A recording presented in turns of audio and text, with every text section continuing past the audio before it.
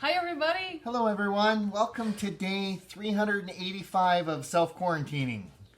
As we were getting ready, we looked at the camera and realized we got a lot of hair going on. We got a lot of hair. We got a lot of hair. I haven't had a haircut in 25 years. Seems like that for me, too. I don't know. Honey, I got to say, we saw our boys this weekend. They got a lot of hair. That's right. You're looking good. We're ready to get opened up again. Welcome, everyone. Thank you so much for tuning in to Pause to Ponder. Thank you so much for your faithfulness to this channel. Give us a thumbs up if you like what we're doing. And comment on the topic tonight, okay? So, honey? Yeah, here's you got the a topic? Oh, by the way, hold on. What an amazing weekend if you lived in the Midwest. Yeah, I'm sorry. The sun's kind of beating in over here. We got a glare, but And we don't I'm apologize. not shutting the blinds. Don't apologize.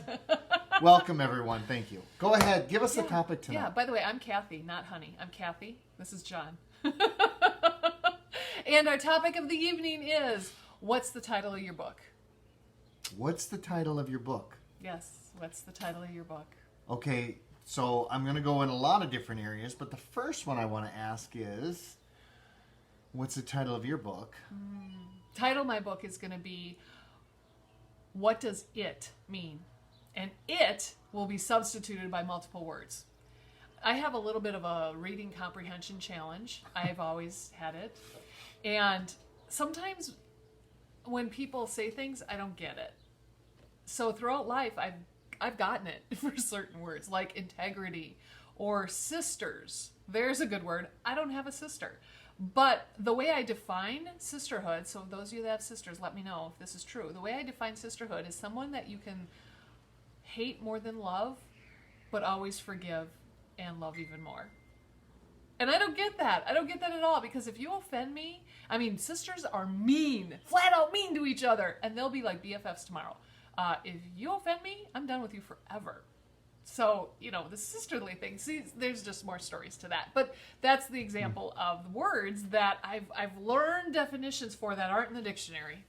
So the title of your book is... What does it mean anyway? What does it mean anyway? All right, so let me be like a lot of people out there that watch this. What if I'm not writing a book? Oh, we all are. But you know what? Okay, so I got to tell you this too. Our kids got in trouble in elementary school and high school for reading too much.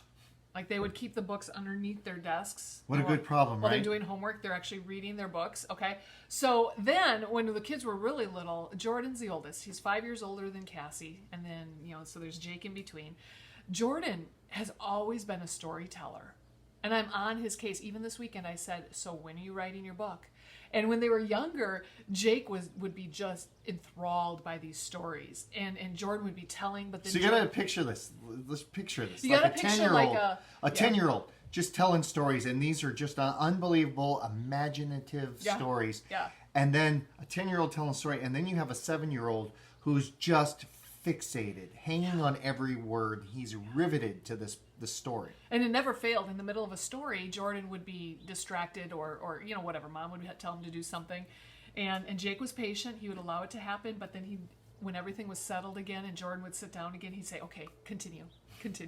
And Jordan would pick up where he left off. And what was cool is, it's kind of like Star Wars, these trilogies. These are years-long stories. And Jordan always had every character... Jake would remember every character, and he had them all in the right order and the right connections.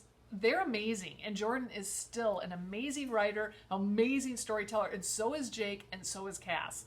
So, yeah, we got books coming in the future from the Rhodes family. How about you? What book? What's the title of your book? I've actually been pondering this today, and initially, I can't say that I've really thought about this for a long time, but I think my title of my book would be, What's Your Sentence? That's a good title from you. What's your sentence? Now, okay, before we get to... No, let's get right into the application here. And I'll expound a little bit on what's my what's title, your sentence? right? What's my sentence? Or what's your sentence? So I know there's a lot of people out there that maybe the last thing you think about is writing your book. Or writing a book. I'm not a good writer. Or reading a book. Yeah. A lot of people are just lucky to read a book. Like scratch and sniffs, pop-ups, whatever it may be. But The last thing on your mind might be writing a book. However, check this out. You are. Yeah. You are writing a book. Now, whether or not you mean to be writing a book or not, you're writing a book, and it's called your life. And every day is a new chapter or a new page, however you want to talk about it or look at it. Or a new book. Yeah, or another volume. But you are writing a book. And this book is to be read by your relatives, maybe your distant relatives, by your family, your spouse, your children. Because that day is going to come when we go to the next life, okay? And only thing that's going to be left back here is your book, your memories. And I love in one lesson that John Maxwell taught us is write your life sentence. And that's where I got my title, is my life sentence. Because if you think about this, and not to be morbid, because what a beautiful weekend and springtime, the time of life. So this isn't a morbid topic, but this is a time for reflection on saying that, you know what? What book are you writing? Or what is in your book right now, okay? Creating your life sentence, because at the time of your funeral, guess what? People are going to talk about you. So, okay, stop a minute. Because what does it mean anyway, is what Come I'm on. thinking. Yeah. So your name of your book is What is Your Sentence? Yes. But what you're getting at here is what's your life sentence. So this isn't my life mission or my life purpose. Correct. This is nothing I'm creating as far as handwritten sentence.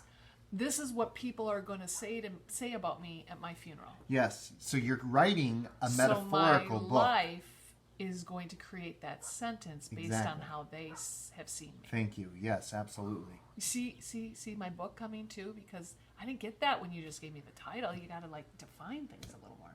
I'm sorry. No, that's not sorry. That's good. That's good. So that's it. Is what do you want people to say about you after you're gone? Because they're going to say something. Right now, while you're on this earth, you can determine what people are going to say. And that's what my book would be about. So you know what's interesting is when people read a book, there's different perspectives. Sometimes people read a book and get things out of it that I definitely did not get out of it. It's the same thing with our lives. Right? Because somebody could come and give a sentence and the other person might say, oh, I don't think that's the sentence at all. This is what I think his sentence or her sentence is. And you can reread the same book, and based on where you're at in your life, could get entirely something else different. You know, that's so true because, like, I understand my parents now that I'm in my 40s than when I was in my 20s. So, yeah, your own perspective changes. Oh, this is deep. Come on now. Woo! So that's the thing is Can that I read your book? when This you're is good. writing a book, you want to make it dynamic. And dynamic meaning it's the opposite of stagnant. Something that you read one time and you can only get one interpretation. You know, it's static. But a dynamic book evolves with you in your life. Same way as a life sentence. My important priorities when I was 20 is not the same where I'm at today. I've evolved. Yeah. I've become dynamic. But you create a sentence, and this is where you start, and this is why I talk about my life sentences. In order to write a book, guess what? You got to write the first sentence. You got to write a sentence. And then once you're done with that sentence, you go to the next sentence till you fill up the first page. And then you go to the next page, okay? But it all starts with that sentence. And that's why I always talk about a life sentence, is what are people going to say about you? That should be your life sentence. There's a lot happening in this video tonight. My original question was just, hey, what's the title of your book? Let's all write a book. You took it to a whole nother level. Is that okay? This is good. All right. I'll be pondering a lot tonight. Can I read you my life sentence? Yours is a book already. It's actually a couple paragraphs. Yeah. How do you I know? cannot- Did you know this? Yes, I know what your life sentence is. It's not a sentence. It's a book. And I can't say, I'll just preface it here. I can't say that I'm going to say this about you when you're gone. Do you Here's see that? why. Do you see that countenance Listen to just this. go- Listen to this. There's no way I would ever come up with this kind of complexity. This is intense. I'd be saying something a lot simpler. All right, here it is. You guys ready?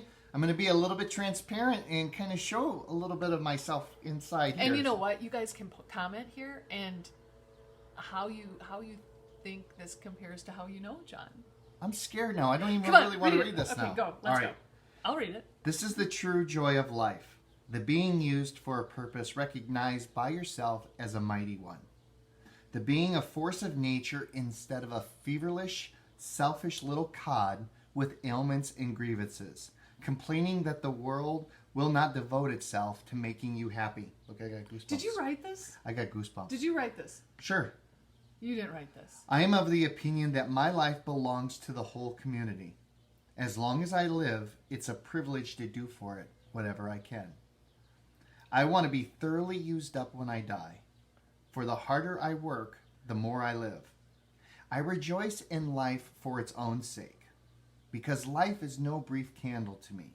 It is sort of a splendid torch, which I have only a hold of for a moment, and I want to make it burn as brightly as possible before handing it on to future generations. That's one of my favorite people that said that. Who said it? George Bernard Shaw. George Bernard Shaw said that. But I don't really have a clue what you just said. What'd you say? What does it mean anyway? It means all right, so we're spending a lot of time on this. This is good. And Because I need examples. a parallel story to my life sentence says that when you walk through a cemetery, there is a whole lot of music that have never been played. There's a whole lot of books that have never been written Because those people died. without sharing their story. Jeepers. What is inside you that you have yet to be able to give to the world? Don't go into that grave if you still have music left inside you, if you still have a story inside you, if you still have a passion to give to someone or love to share to your... Don't go to your grave with that, because now it's wasted and you've shortened the world from a blessing. So what you just read was George Bernard Shaw. What you just said is John Rhodes. Yeah, You need to write what you just said. That's you. there you And go. I get it. So, don't die with music left in you. Start today. This is not meant to be a morbid topic. This is meant to be an inspirational. This is empowering and exciting. Because, you know, with spring and my goodness, did you see the trees and how much the leaves have grown just this weekend? Yeah. This is a time to really let things flourish and bring inside what's inside you. Bring it out. And, man, start working on your book, kind of like what you talked about. And I'm curious, what's the title of your book? Yeah. Please share with us. Thank you, everyone, for paying attention. Give us a thumbs up again and comment these questions that we shared you. I'm very interested to know what's the title of your book and why. See you next week. Bye-bye.